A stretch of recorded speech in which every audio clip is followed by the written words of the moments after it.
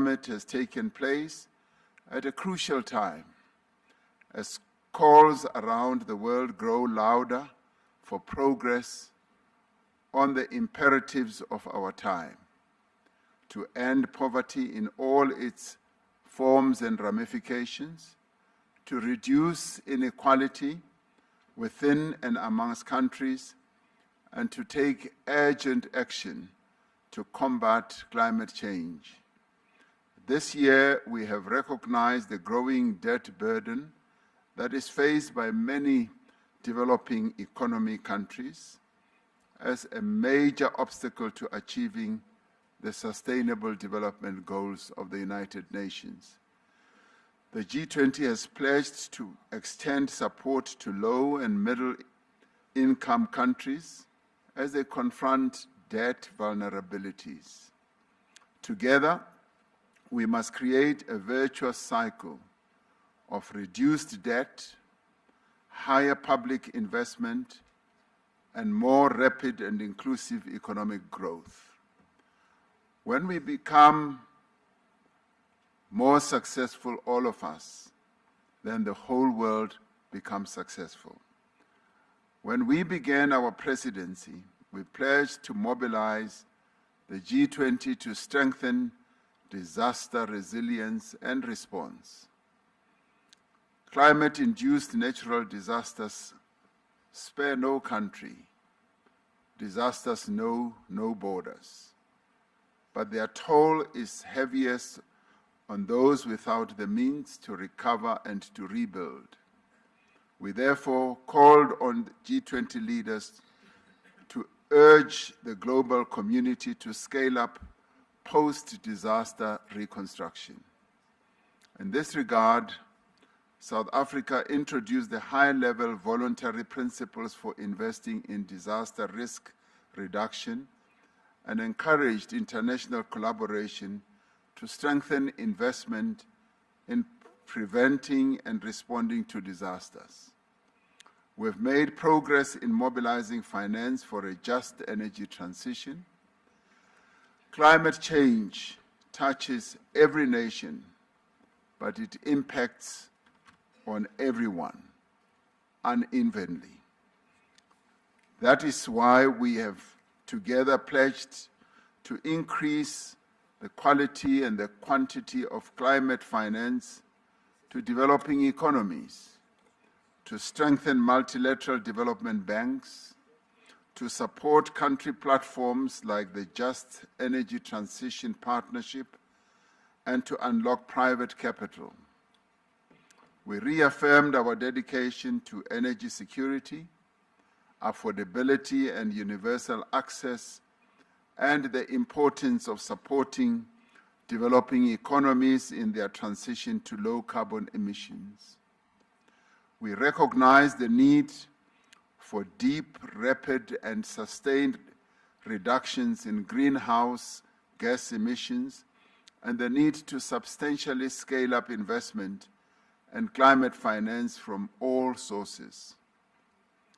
During this summit, we reaffirmed our support for the G20 Critical Minerals Framework, a cooperative blueprint to ensure that critical minerals resources drive prosperity and sustainable development across the globe.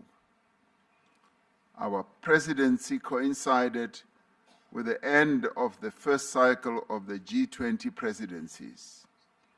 Following the mandate given to our presidency at the 2024 Rio de Janeiro summit, we undertook the G20 at 20 review, drawing on the diverse perspectives of participating members and guest countries as well. It is our hope that the recommendations of the review will serve as a helpful guide for the G20 to ensure that it remains fit for purpose in an ever-changing world.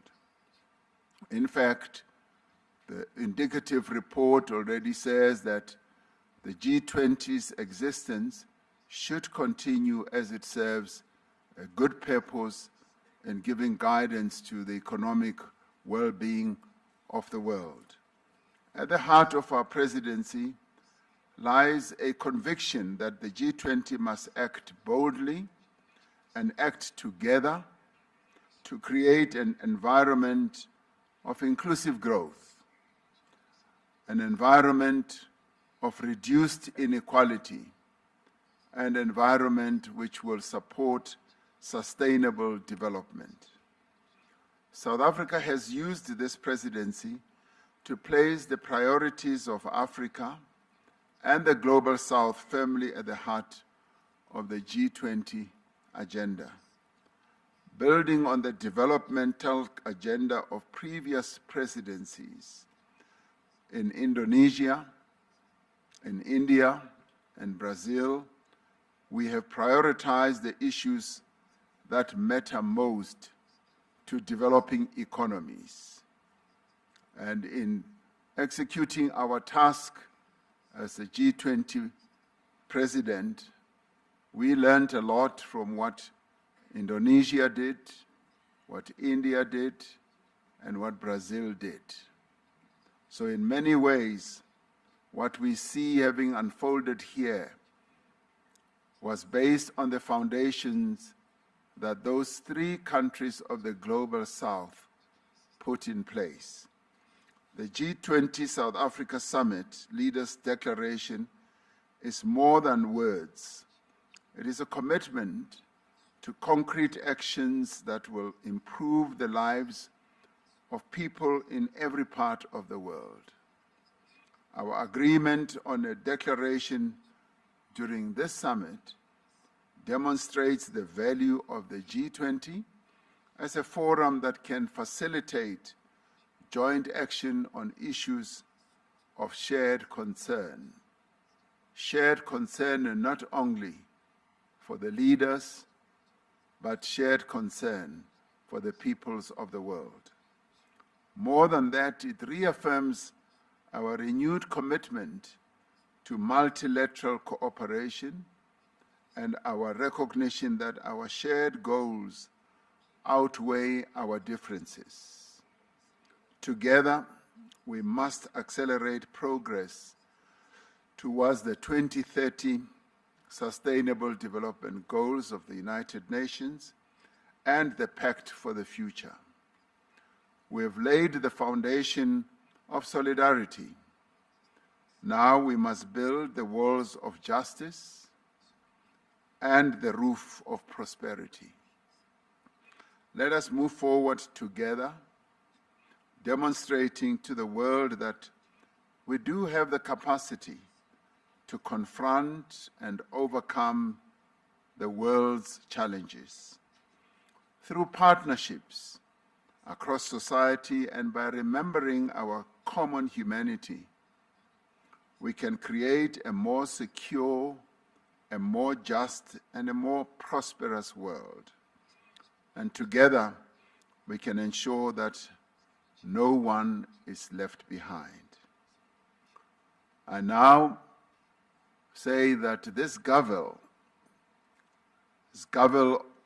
of this G20 summit formally closes this summit and now moves on to the next president of the G20, which is the United States, where we shall see each other again next year.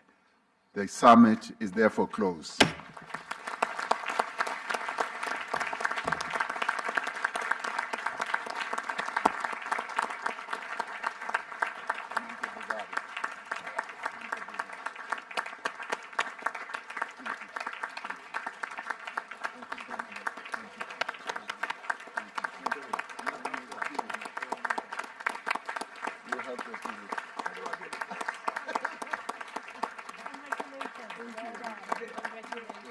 They were maybe because the people carry.